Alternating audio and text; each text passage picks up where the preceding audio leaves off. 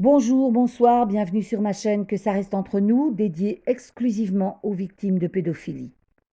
En effet, j'ai ouvert cette chaîne afin de parler du stress post-traumatique chronique dont souffrent les victimes d'abus sexuels dans l'enfance et qui est particulièrement mal connu, mais aussi dans le but de collecter des témoignages et de permettre aux victimes des frères Trois Points plus particulièrement de raconter leurs histoires.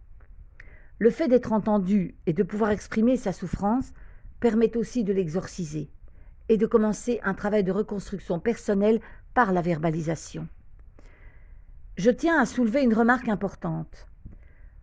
Le but de cette chaîne n'est pas de faire du misérabilisme en exposant crûment des monstruosités.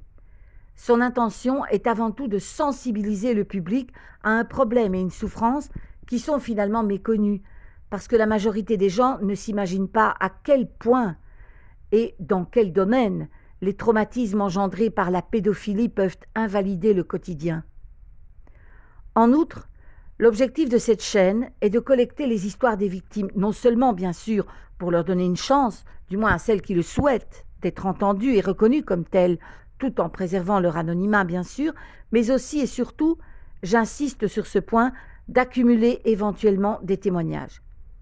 Effectivement, plus ils seront nombreux et plus il sera facile de démontrer l'étendue du problème et l'étendue des traumas que de tels mauvais traitements engendrent. Pour ma part, je reste convaincue qu'en rassemblant un maximum de déclarations, de témoignages et d'histoires et en les diffusant tout en préservant l'anonymat des victimes, l'impact ne pourra qu'être positif. Le nom de cette chaîne est « Que ça reste entre nous ». Justement parce que les victimes sont la plupart du temps réduites au silence. Et si certaines d'entre elles ont la chance d'être bien suivies et soignées par des professionnels compétents, la majorité reste blessée et meurtrie à vie. Parce que malheureusement, il y a très peu d'offres de soins pour cette problématique.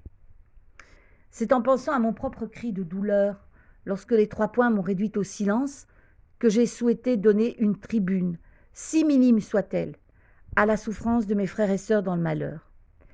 Car je sais que la guérison des blessures passe avant tout par la reconnaissance de leur existence. Effectivement, j'ai pour ma part été abusée durant toute mon enfance par un frère Trois Points et muselée par les maîtres.